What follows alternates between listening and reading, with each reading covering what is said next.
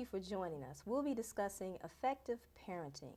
I know this is a concern of many because actually what we have going on is sort of another generation boom. With the millennial generation, so many children were born in the late 80s and 90s. And so we have a lot of concerns about parenting. We'll be joined today with Ajeen Muhammad. He's a counseling psychologist and very concerned with effective parenting. So my first question to you is, why be concerned about raising healthy children? The reason for concern is that we don't have the time or resources to raise children the way we were raised. In other words, we don't have access. We don't have parents, stay-at-home parents. That's like something forgotten. Mm-hmm. We very rarely have two-parent homes. Two-parent Right. homes. And we don't have the resources with the grandmother in the neighborhood. We're not able to leave kids with neighbors. We barely even know our neighbors. And what's so sad about that is that our kids are being raised by media.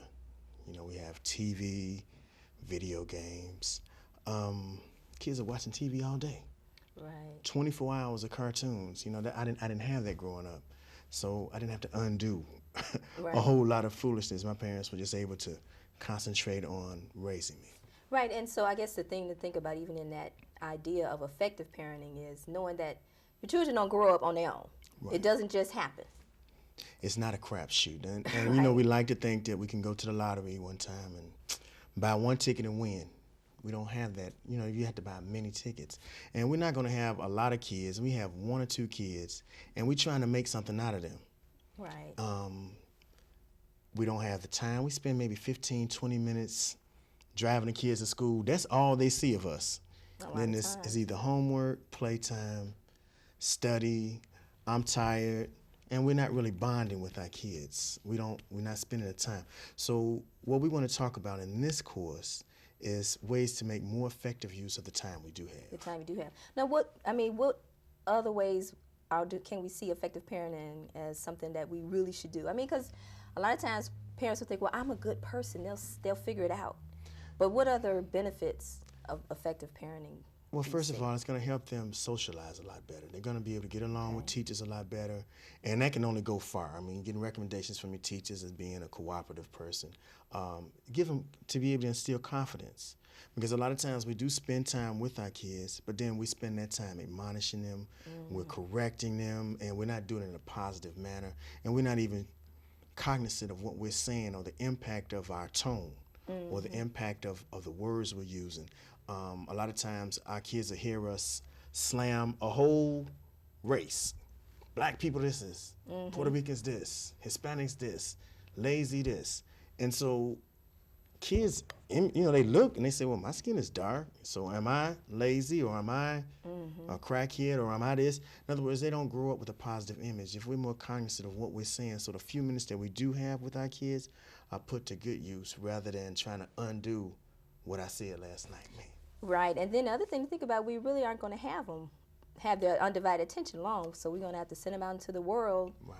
and they're going to make their own decisions, especially when they get to that teens and preteens. Right, and we had to give, in other words, and the only way the kids going to be able to make good decisions, we have to allow them room to make decisions, and then let them find out that there are consequences behind the decisions. If all we do is dictate, and don't allow them an opportunity to make a choice of their own. Right. Because that's where we function from. We decide, go to work, don't go to work, go to school, don't go to school. Whereas everything they're doing for the first 10, 12 years of their life is dictated to them in strong structure. We have to allow them a chance to think.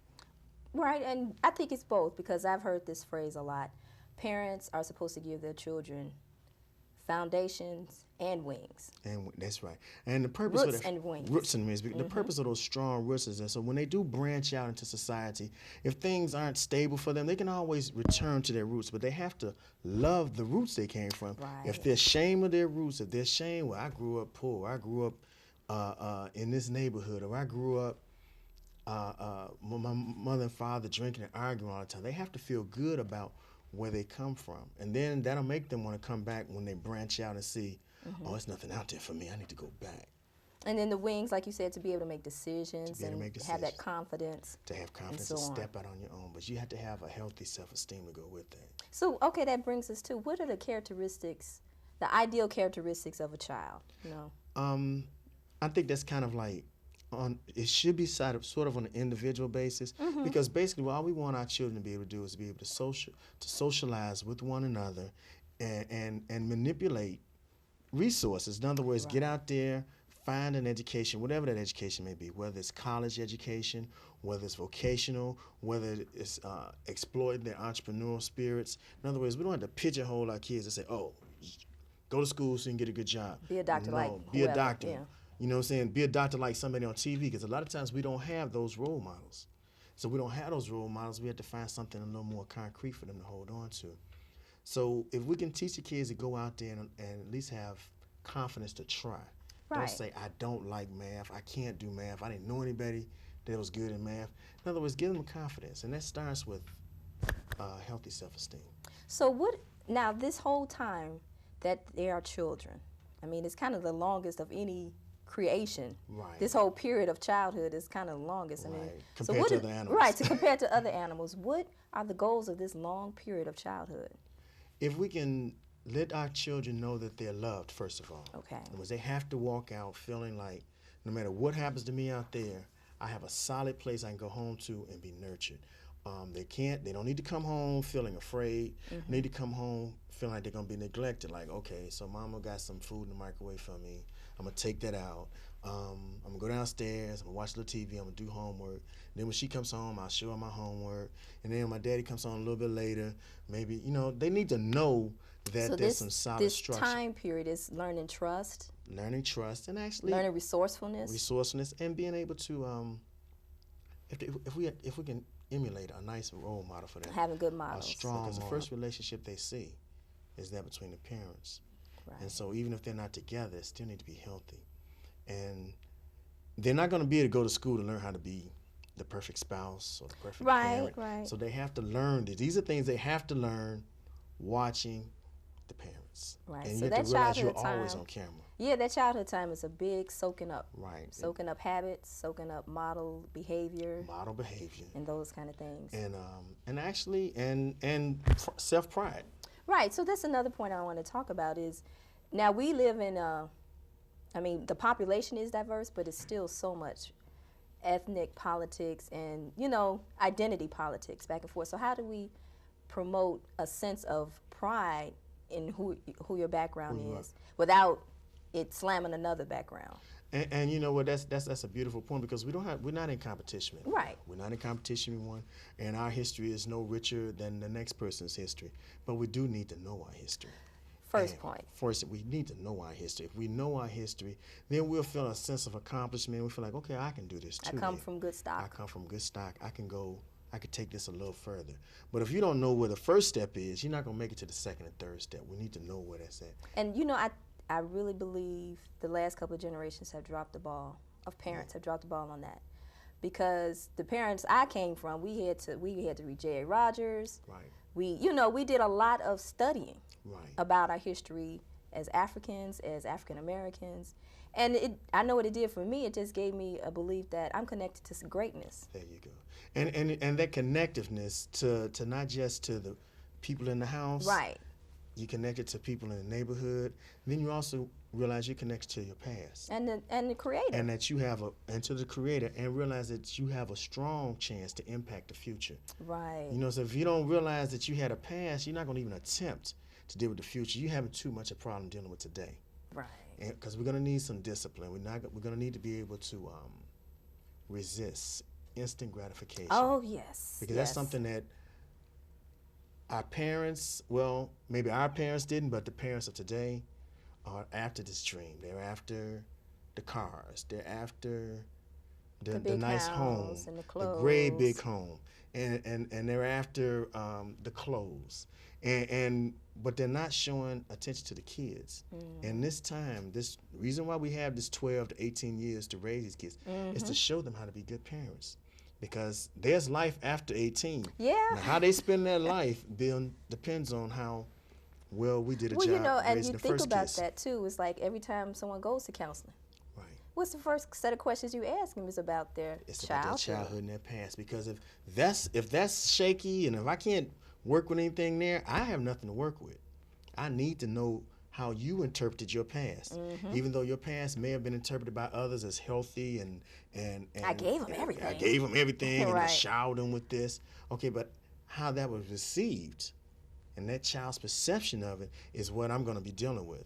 Because this child might have had a car. This child might have been exposed to culture, but then what was the attitude? Was you Right. dragging this kid around? Was you telling the kid, don't eat here, sit over there, leave that alone, don't touch that, get back over here? You know, all this don't do's, these kids Right. starts to realize, okay, I'm loved, but not as much as material. You know, that car seat is more valuable Yeah. than I am, or me nourishing myself. You know what I'm saying? Don't Spill worry some about how I orange juice, eat. it's over. Just don't spill nothing. As long as I don't spill nothing, you can hardly enjoy your food or your beverage for. I don't want to spill nothing. I don't want to make my daddy mad. Well, but still, you do need to set limits. So, what is the idea of discipline? I mean, you want, I guess, to build self-discipline. So, Right. what are the benefits? Well, I mean, we want to respect property. Property is, you want to respect people's property. And you want to respect people's privacy. You know, privacy has to be respected. And then you want to respect people's feelings also. And you don't want to jeopardize hurting someone's feeling or having to undo something you said because of some property. So, controlling your It's some behavior. control. And then you also have to set the stage right. I mean, it's no sense in getting upset with a kid that unrolled all the toilet paper. You move the toilet paper. Right. If you move the toilet paper, you know this child is going to pull this toilet paper.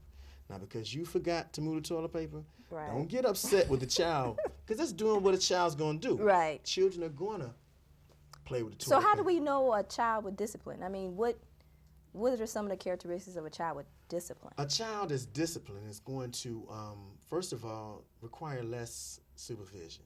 That child is going to have a lot of leadership abilities in themselves. You're going to be like, okay, I can do this. And you can ask a child, you know, are you able to do this? And they're going to be with confidence. Yeah, I can take care of this. A child with discipline is going to also be responsible. They're going to take care of their chores, not out of fear, but because it's a sense of accomplishment. Something that we don't like to do as parents, because we have so little time to be parents, is to reward kids for the small things they do. I mean, simply for just getting up on time, washing your face, making your breakfast, putting your lunch in the bag. Cleaning up after yourself. Cleaning up after. These little things that we really want our kids to do, we could get it done a lot faster if we praise them when they did it, rather than admonish them when they don't do it. Right. Because they may do it right 6, 7 times, and then one time they forget, and then that's the only time That's they the hear only from time- us. Yeah. And so that creates, in other words, that creates, it diminishes their confidence, first of all. So, and a child with self-discipline will automatically feel some confidence because they feel like they have a little more control over their environment. Over their environment, because they were left with that. They were left in charge of that. And that shows a lot of trust, too. A lot happens when you spend your time with your child wisely rather than coming in and finding out what's not right. Come in the house, look around. You know, like you did your homework. You didn't have your clothes up. In other words, just come Yeah. in looking for stuff Right. to break the kid down or to correct the kid. That's not how we do it. We do it the opposite way, with positive attention. That's And what I'm we give sure kids. teachers recognize children with self-discipline because they know how to respect authority, Right. respect the classroom. And respect And another respect child. the- yeah, And respect the another other child. You know, you Right. respect another child. And a teacher can always tell when a child is doing well. It's not like she's giving the kid report cards. The report card does not just belong to the child. It's a reflection of the home, too. Yeah. It's a true You're sending a reflection of- product out there. Right. Now, when you think about a child, what are some of the things that they're concerned with in their life, in their limited set of activities? That's something that the parent actually needs to talk to the child about. The parent Okay. needs to know what's important to the child. I mean, because we can present the child with a lot of things, then the parent needs to get into the kid to find out what's going on with the kid. You're not going to be able to tell the kid at 10 or 12, do this, do this, do this, do this, without ever having heard from them. Right. You know, and you have a chance to talk to them when they're little, when they're 2 and 3. You read to them. You ask them what they felt about the story. Let them know that their opinion is valuable to you. And then that means that'll make them want to share their opinion with you when they're 13 or 14 years old. Right. Instead of them just sitting there saying nothing. Right. I ain't doing nothing. Try to keep stuff from I'm you. okay. I mean, and such a huge part of a child's life, too, is schooling. The whole socializing and the whole set of, consequences for good grades, bad grades, and all of that. So that's a huge part of their life too. It's a huge part of their life. But, you know, if we don't sit down and as parents and dictate, you know, we need a model. We need to have a model of what we expect from our children. We want our children to be self-sufficient. We want our children to be responsible for their actions, realize that there are consequences. And we want our children to feel like they can accept any challenge and to be resourceful, to be able to deal with whatever circumstances life had to hand us. And then I guess the other thing we do with them just about all the time is eat with them. And we model Good eating behavior. behaviors Right. and our relationship with food. Right, and our relationship with food is real. It's a lot because it's one thing to come home and food's in the microwave. Kid, first of all, is not learning. You're not able to teach a kid anything About cooking or preparation Right. or actually spending your money wisely. In other words, that takes a lot. There's a lot of management skills that you're foregoing because you're going straight to Kentucky Fried Chicken. I mean, it's good chicken. It's better than eating junk food. Right. But it's not teaching the child anything. It's like saying, you know what? I don't feel like cooking for these kids. I'm just going to go buy them something. Now that kid has realized, you know what? That's the same way I feed the cat. I just go pour some food in the bowl. And so you're not teaching the kid anything, any resourcefulness by that. And then it's realistic. So many of our children are overweight. Yeah.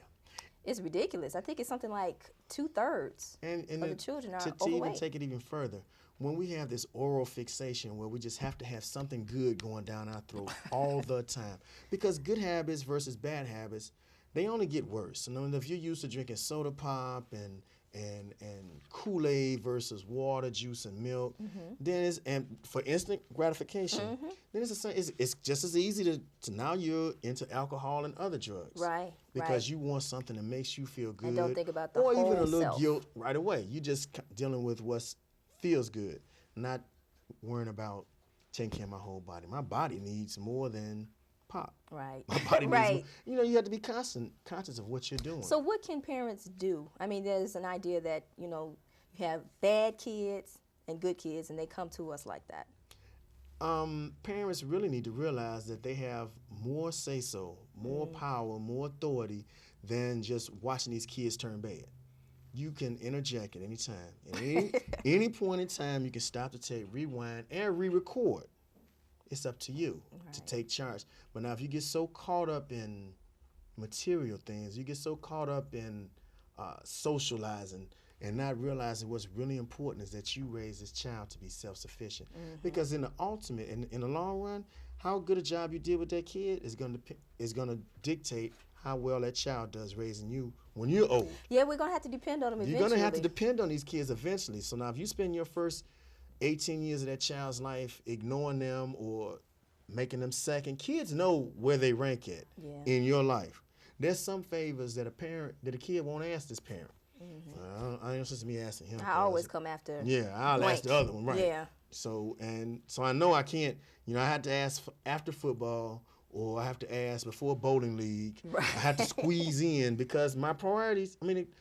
My parents' priorities don't place me very high. Well, and I think the other That's point. so much to a kid, though. Yeah, the other thing that, like you said, is first and foremost, you are a model, and the family environment models. And that relationship. That relationship shows them how to deal with, okay, do I value, as a man, do I value the mother of my kids? Do I put any value on that, or do I just say, oh, she's just worrisome, she's this, she's that? Okay, now kids internalize that. The daughter internalizes that, and the son Now, if they don't know big enough words to attach a name to that feeling, they just know they don't like it. Yeah. They know they don't like it, and they're not ready to say anything about it. But they will later on in life, and it will also show up in how they raise my grandkids. Right. If I'm wondering why my grandkids is always being dropped off over somebody's house. Right. Well, and like you said, that relationship teaches them the idea of what is love. What is love?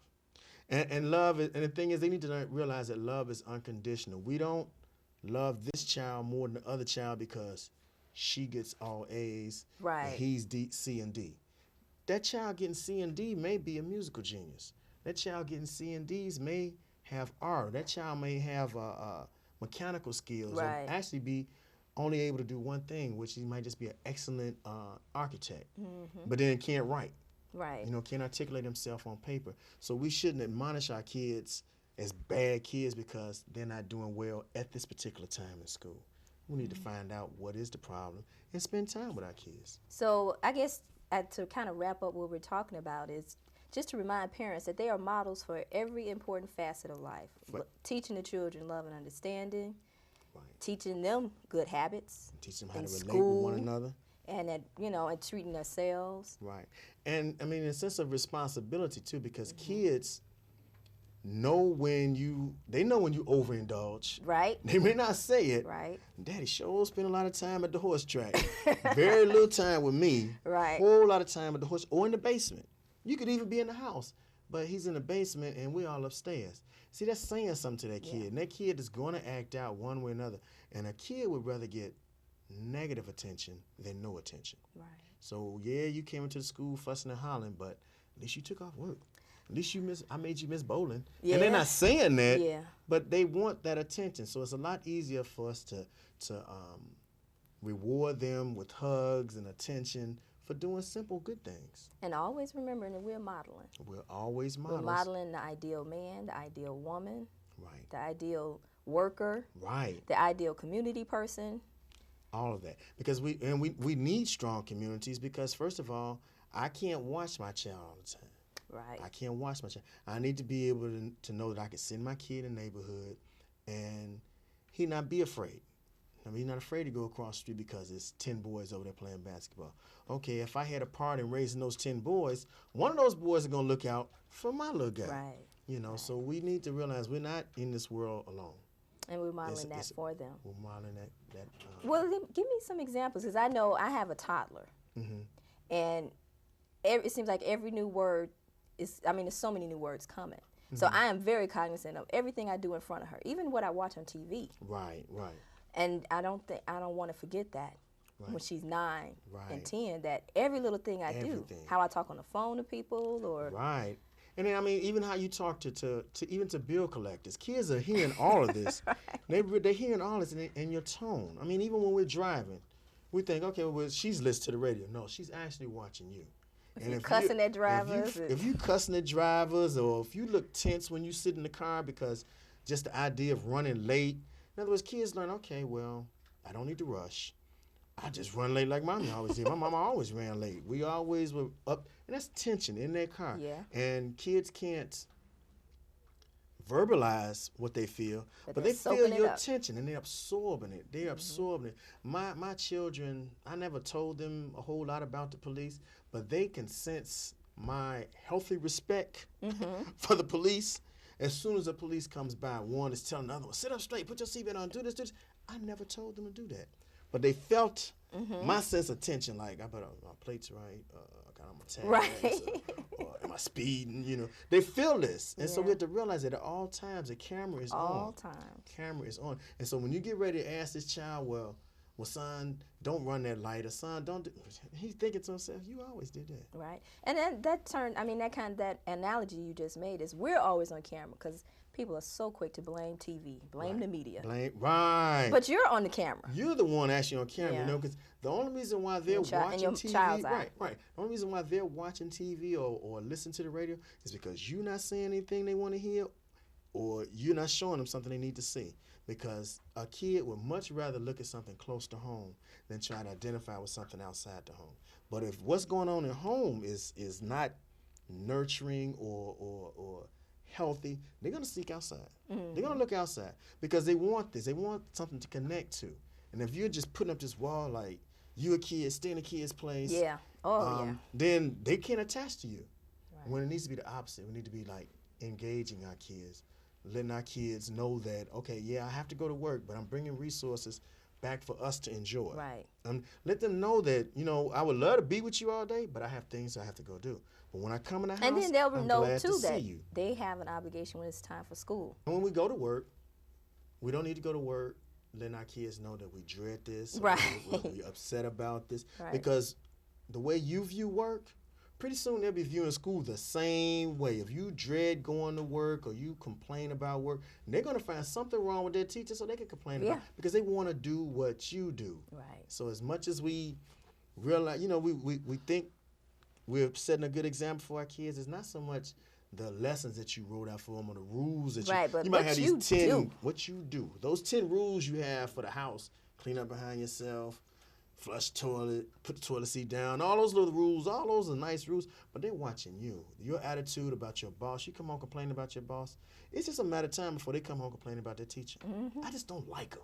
Yeah. And they don't know why, Right. but they know that that's what they saw their mother do. Or their dad or Or whatever. their dad doing. They saw their dad complain about work, complain about this, even though Pops is going every day and he's getting them checks and he's enjoying them checks. So, and he need to realize he made that choice. Right. You know what I'm saying? So if you, and you have to be, if you have a habit of making choices and accepting the consequences cheerfully, then the kids pick that up. Right. They pick up on that. Okay, I got a consequence. I'm going to deal with it cheerfully. Right. All right, we're going to talk a little bit more about specific parenting methods. Okay. Okay, on another episode, but I wanted to just thank you again for just Okay. bringing that up. Right. Really understand that parents have probably the most important job in the world. In the world. With no pay. With no instant pay. Let's put it that way. There's no right. instant gratification because there's a lot of reward to watching your kid grow up Healthy. healthy. Because you know what, my sense of accomplishment might be a college degree, where yours may be a kid open up a chain of laundromats. So that's right. healthy. And look out for people around him. Looking Just out for people, you know, just being conscious. so all those things. Well, thank you, and thank you for joining us. And we're going to talk a little bit more about effective parenting in the next episode.